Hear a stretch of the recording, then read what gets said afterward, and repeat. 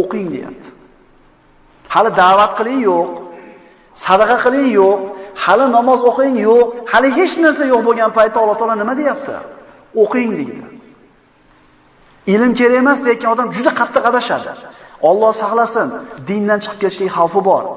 Chunki ilm o'qishlik, ilm o'rganishlik har bitta erkak ayolga farz deb tursa Nabiy sollallohu alayhi vasallam, ilm kerak emas degan odam payg'ambarimiz bekor aytib degan bo'lib chiqadi. Shuning uchun hamma narsadan avval ilm turishligi kerak. Alloh taolo bu oyatlarni Ramazonda nozil qildi. Inna anzalnahu fi laylatil qadr. Albatta biz bu Qur'onni Qadr kechasida nozil qildik. Shahru Ramazon allazi unzila fihi al-Qur'an hudan lin-nasi va bayyinatin minal huda wal furqon.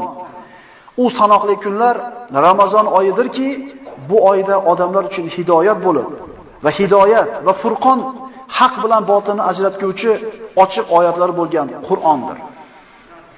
Mana shu oyatlardan xulosa olib, Qur'onning birinchi oyatlari muborak Ramazon oyida nozil bo'lganligini bilib